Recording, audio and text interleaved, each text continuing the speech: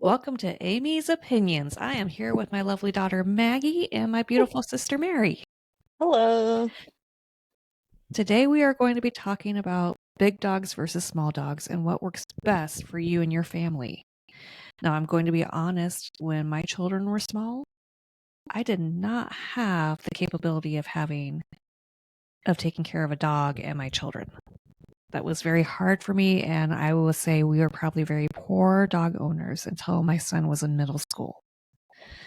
So, growing up, we had a dog when I was in about 6th grade, and I wanted the same thing for my children. So when I was first married, I had a beagle. Remember Fred? We called Yeah, him the demon Satan's dog. spawn. He was a beagle, and I just absolutely adored that dog. But then we moved to Virginia, and from Virginia we moved to Hawaii. And when we were in Hawaii, there's a quarantine for dogs to go over there. So we left him in Washington State while I was pregnant. And then we were going to bring him, and he ended up getting hit by a car and dying before we could get him over to Hawaii. Fast forward a few years, I'd had 2 children, decided my children needed to have a dog. So I thought, golden retrievers, they seem to be good family dogs. Didn't do any research, just went on a dog. That dog taught my middle daughter how to walk, made sure she didn't drown when she snuck out of the house to get into the kiddie pool. But I was not a good dog owner, because I would leave that dog outside, bring him in. I didn't give that dog enough love. We ended up giving that dog away.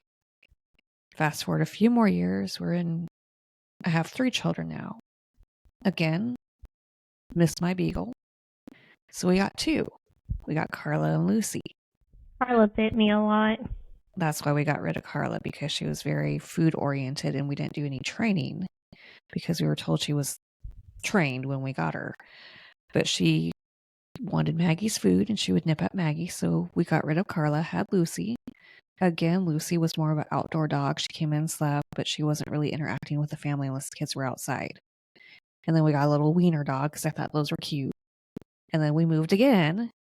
And at the time, we were going to Arizona, and I didn't think it was right to bring dogs that were mostly outdoor dogs to Arizona because of the heat. So now my kids are older. We're in Arizona. I want a dog because I feel it's important for the children to be raised around pets. But I didn't want to be a bad dog owner like what I was with the previous dogs that we'd had. Now, my daughter had some anxiety. I had some anxiety. This time I did my research, and I actually got a dog I never thought I would get. I got a Rottweiler.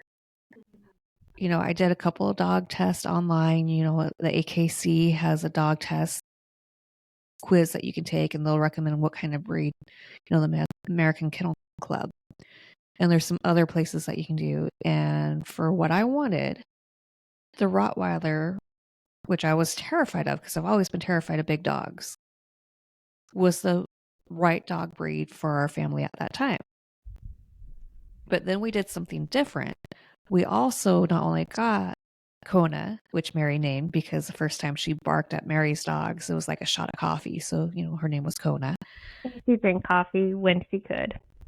And beer. She liked her beer, but she didn't want to drink alone. She would steal it from people. But we put Kona through pet training, obedience training. And that dog, because we lost her a couple years ago, she made me feel empowered. She made me feel like I could take my kids places that dogs were allowed to go to, like on hikes and things like that, and we would be safe. Remember that Halloween, Maggie, when you were little and we were going around and one of the houses had a chainsaw and Kona was in her pumpkin outfit and she almost ripped my arm out of the socket trying to get between you and that chainsaw? Yeah, and when you and Lewis went on a hike somewhere in Arizona, and Kona did not want him going into a bathroom after one guy followed him in, but was okay with other people. Mm-hmm. So Kona was my first personal experience with big dogs. Since then, we got Dr. Pepper, another Rottweiler, who was your sister's dog. Now mine. Now yours. We've gotten, and she's coming to the end of her life, unfortunately. She has cancer. We've gotten a Newfoundland, a giant dog. And then my kids put their money together and they bought Maggie a corgi. And then I have a miniature Snoodle, which is a Schnauzer Poodle mix. So we have dogs ranging from tiny to giant in our house. So I want to talk about one, how to research, two, how to be a good dog owner, and three, what it takes to make a dog part of your family and when you're ready to get a family. Now, Mary, you've lived in both a house and an apartment, and you've had pretty much big dogs your whole adult life, correct? Correct. What kind of research did you do before you got your dogs, or did you do any? I didn't do any. I got my first dog in college, and it was after some trauma. And my landlady said, I want you to get a dog, but I want it to be a big dog so you feel secure. So So that's why. that's why I got Sai, Okay, and who's Sai was, a German Shepherd Rot mix. and let me tell you, Sai was one of the best dogs I have ever met. I remember when I brought Alicia to see Sai for the first time when you moved into that apartment in Arizona, and she was kind of afraid, a little reluctant to go up next to him. Next thing we know, Sai has her head in my third grader daughter's lap, and she's just feeding Sai one kibble at a time. And Sai also liked to run. She didn't, when she got loose, she didn't want to come back. Yeah. Did you do any training with Sai? No formal training. I had a friend in college who she had her parents would breed dogs and show them for obedience. So Mhm. she did some training with her, but I didn't like hire anyone to do it. Okay. And then you also had, when we all lived together in Arizona, you had Bug. Yeah, Buggy, my chocolate Buggy, lab. yeah. Now, Mary had Bug and Sai about the same time we got our first Rottweiler, Kona. And Kona was so jealous that Bug had a tail, she would just hold on to Bug's tail and walk around. Just like they were, mama elephant with a train, and Kona would sit on Bug's tail so she'd feel like and watch it wag so she'd feel like she had a tail. Yeah.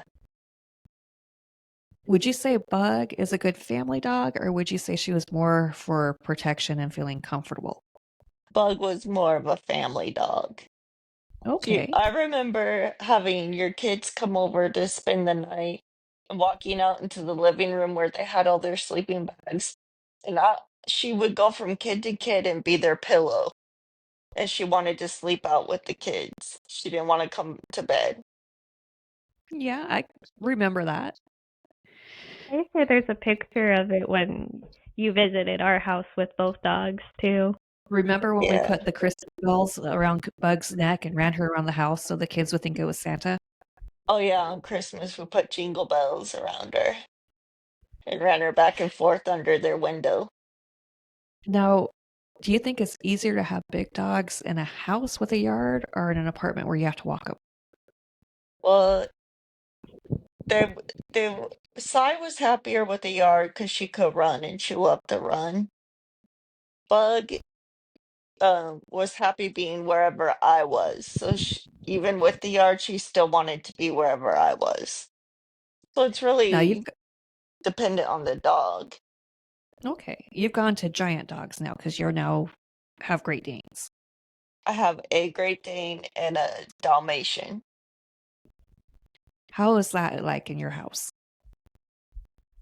Crazy. They're really good. As they get older, they slow down and they're really lazy. So now like right now they're sleeping on the chairs in the living room. But Do like you this feel a sense of morning security? oh yeah, I have people who come up the walkway, like solicitors, and they take one look at Bailey, my Great Dane, who's barking in the window, and they turn around and go. We actually We go just ahead. had Ty hug one of them, and that took care of it. When Ty was a puppy, my parents came over and they had a Shih Tzu and a poodle. What was Princess? She was some poodle mix. Cockashish. Cockashipu. And my dad is, he was a postal carrier and he was kind of intimidated by big dogs. And I had 2 Rottweilers and my Newfoundland. The And Newfoundland who loved him. my Newfoundland absolutely. And we bought Ty because he was being trained to be a therapy dog for military members. And my dad's a Vietnam vet. My husband's in the military. He's gone overseas or was in the military. He's retired. He's gone overseas a couple of times. So we thought, hey, this would be a good dog for our family. And my Newfoundland absolutely loved Dad. And Newfoundland slobber. They're always drooling. But I remember those dogs just bum rushing Dad. And Dad holding Pete up in the air going, Pete, Pete, Pete. And the Rotties thinking Pete was a chew toy that Dad was getting ready to throw. And the Newfoundland was just trying to Ty was just trying to get to Dad's face to lick him. And Dad's terrified trying to save his little Shih Tzu. And I couldn't stop laughing at my husband had to save my dad. But then after Dad left, Ty was so depressed that Dad left, he carried around one of Dad's shirts that he left for over 2 weeks. Poor thing. He would sleep with it and everything. And then Oh, Grandpa said that Ty could keep the shirt. But we had to really work on our dogs from not jumping on people. George yeah. has not gotten the memo. George is less than 8 pounds. Yeah, but he's also a little slow sometimes. Sometimes. But he would be a good apartment dog. I think George, I got George when my oldest daughter went to college. And we tell her all the time that he replaced her, which, he didn't. We just like to mess with her. Yeah, Mikey's my replacement. We got him years ago, so. Now, Maggie has a corgi that, she's leaving at home. And I don't know if anyone's familiar with corgis, but this corgi has as big of a personality as Maggie does. And when I say big personality, he'll sit there and argue with you. He'll demand things of you. And he's just a midget. He's a big midget dog. Well, yeah, corgis have dwarfism in their legs. But he also likes to herd. And my husband has chickens. And we've had him in the Newfoundland went after a chicken and killed it in the yard because he wanted everyone where they were at. I would say corgis, especially when they're young, need a yard to run and play in. Yeah. Especially because we used to have the big tennis balls, like the largest size. When he was like not even a full 3 months old, he had torn one in half. But we didn't do any formal training with Mikey because of COVID. So Mikey knows his basic commands, and if he wants to do something, he'll do it. I mean, that's just corgis right there. Yeah, if there's an incentive like a treat. So, in your opinion, Maggie, what does it take to be a responsible dog owner and choose the right dog for your family or your situation? Definitely do research, look at where you're living, what breeds are better for that environment. If you have kids, look at what breeds are going to be good with children, because there are several breeds that you probably don't want around young children. Maybe wait till they're a little bit older. And then obviously, make sure that there is some sort of training with the dog. Where would you go to look that sort of thing up? Kennel Club, official dog websites, stuff like that. Okay, so anything that ends in a .org. Yeah. Not necessarily a .com, but yeah. Okay. Something where it's actual experts that are talking about it. Okay. Mary? Patience. Like for me, having dogs was a big patient trial. Like I had to really work on my patience. And Sorry, I'm trying not luckily, to sneeze. it's okay. Luckily for me, I didn't have any formal training with my dogs. I wish I would have. It would have made things a lot easier. But because I'm home all the time, I don't work. I'm able to work with them pretty consistently on myself. But not everybody Okay. has that luxury. No. I would say be careful, because I had postpartum depression very badly after I had my children, even when I was trying to get them the dogs. And I think that contributed to a lot of the decisions we made and why I was such a bad dog owner, I'm not saying that's the whole reason, but I think that did contribute to why I was such a bad dog owner, because my thyroid died, I had postpartum depression, my husband was gone, I had 3 small children. And I think that's why initially when we started having dogs, it wasn't the right time. I think you have to look at the timing of getting a dog, because they should be part of your family, regardless Yeah. of the size. Yeah. Small dogs live longer than big dogs for the most part. But big dogs make you feel more secure, because, if that dog's trained and that's a protective dog, it'll get between you and someone that's coming at you. Yeah. And despite what people say about dog breeds like pit bulls and Rottweilers, I've noticed that they're more of the sweetest dogs that you can get. They're just very defensive about their families. And obviously, it is how you train the dog. If you train the dog to attack people, they're going to do that. I've noticed Chihuahuas are more likely to attack without reason. Mhm. I agree. I think training, especially a big dog, is important. A little dog, yes, because look at George. When he gets out of the house, he goes running. He's just like Cy was. He just gets out of the house and it's a big game. Catch me, catch me, catch me. Oh, here's a person. I'm going to go love on him. And straight to the car because he wants to go for a car ride. I think if you have a dog and you either need to know how to train them yourself, like Mary does, or if you don't, you need to go and do a class or hire a dog trainer or get some sort of knowledge, so that way your dog's well behaved.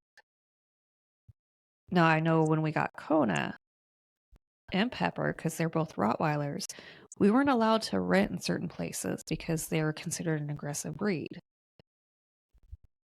The only time those dogs have ever been aggressive is if they felt something was wrong. Or the dogs are getting too close to Pepper's horde. Yeah, Pepper, she's an older girl. She's almost 9. No, she's over 10. Oh, she's 10, sorry. And she has cancer. She can't see very well. And her toys are her toys. And she will growl and bark at our dogs and make sure the other dogs don't get them. She'll just put them in her bed and lay on them. We also think one of the times we boarded Pepper, she was hurt by a man, because she was very sweet and bubbly and bouncy until after that visit. And then she had a hip injury, which she had hip dysplasia, so that just made it worse. But then since then, she won't let any man come into our house unless my husband or my son are home. She just won't let it. One time, your older sister, you were home, and she called and said, hey, she had a guy over that they were going for a walk. Mom, you're frozen. Okay. What? You were frozen. Oh, okay. Anyways, I guess I'm still frozen. No, you're not frozen. Okay. But anyways, my daughter, the rule was no boys in the house unless mom and dad are home. And she called me up. She goes, hey, Maggie's here. He has to use the bathroom. Is it okay if he comes into the bathroom? I said, sure. No problems. Pepper's home. She doesn't like boys. She doesn't like men. We'll see how it goes. That dog backed that boy down to the street. Wasn't going to let a boy in my house. I never had to worry about my teenage girls bringing boys home with Dr. Pepper at the house. Yeah. Or us sneaking out, because every time Lewis comes home from work, Pepper starts barking, which gets Ty going. And on the other hand, with big dogs, we were living in an area that was having a lot of house break-ins. And I was home and I was taking a nap, and I heard someone go into our backyard, and we had access to the garage from the backyard.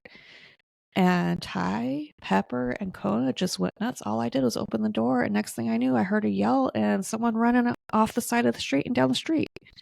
So I feel very secure with big dogs. Now, my dogs haven't attacked anyone. We did have a dog, Sheldon, who was a Rottie mix. And we weren't home enough, and that dog had a lot of separation anxiety. He was not a good choice for our family. No. We ended up giving him away because he was jumping the 6-foot privacy fences and starting to go after kids and passerbyers on the street. And even with intense dog training, he was a liability. We couldn't control him. And we did do, group training. We did one-on-one training with this dog, but we didn't have the lifestyle that this dog needed to be happy. And so, with that, that's where the research comes in. When you're getting a dog, are you going to make that dog happy, and are you going to make yourself happy? Tiberius, we got him after that dog, and we put him through training. He definitely was more mellow. And He slept through training. Yeah. And he's a very chill dog until you say his favorite word, which is cookie. And he can spell it, so if you try to spell it out, he knows. He's gotten between the girl's legs, picked him up, and take him into the cookies.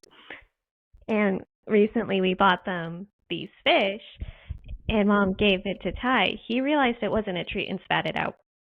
Yeah, he won't play with toys. It's only food for that dog. He's very food motivated.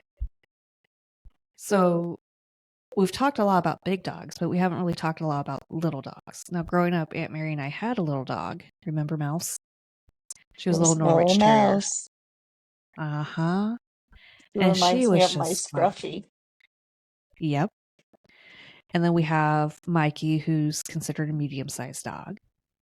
Because corgis are considered medium-sized dogs because of how long they are, even though they're short.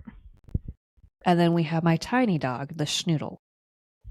Now, I'm going to say from my standpoint, if I'm going out in an area where I feel uncomfortable, I'm going to want a big dog. But my George cracks me up. He doesn't realize he's tiny.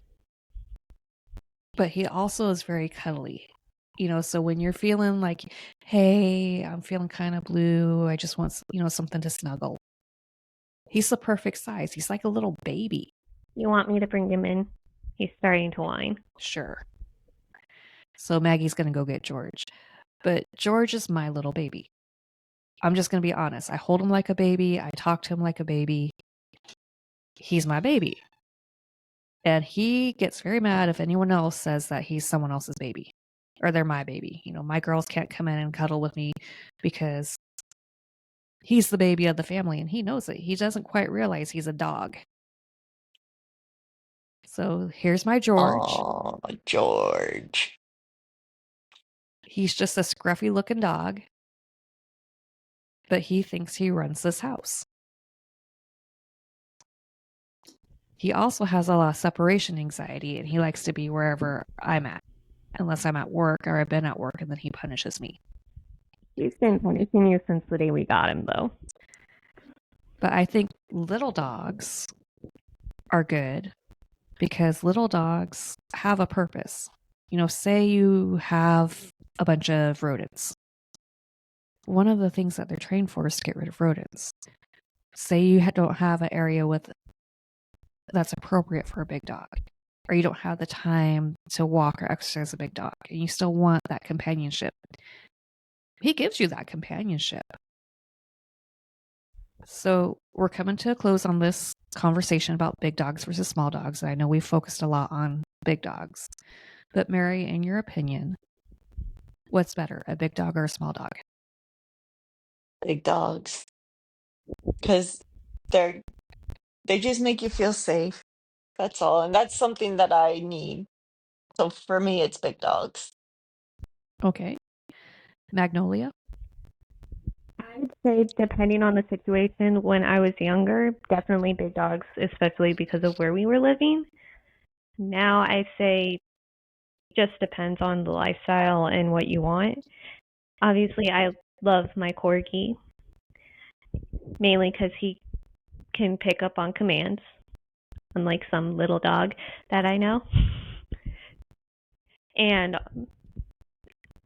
I've just seen little dogs have exaggerated personalities because of how small they are, which is funny, but definitely big dogs do tend to be more scary for intruders. Like, someone's more likely to rob you with a little dog than they are with a big dog. Okay. So it just depends on what's going on in your life at the time. All right. Well, in my opinion, since this is Amy's opinions, I think both big dogs and small dogs have a purpose. I think it just depends on your lifestyle, your living situation, the time in life determines what dog you should have. I also think before you get any animal, whether you adopt, you get from a breeder, you find on the street, do your research and make sure that you can give them a good life. Now, George is looking kind of scruffy. He was supposed to go in for grooming Thursday, but they canceled it, so he'll be looking better in other episodes. Did you cut his face? Not yet. Because I can see his eyes more. That's because Dad gave him a bath. Anyways, that's it for Amy's opinions. Thank you, Mary, for coming. Thanks for having me. Maggie, thank you for chiming in like always, because you have lots of opinions. And I hope you guys have a good day. Bye. Bye.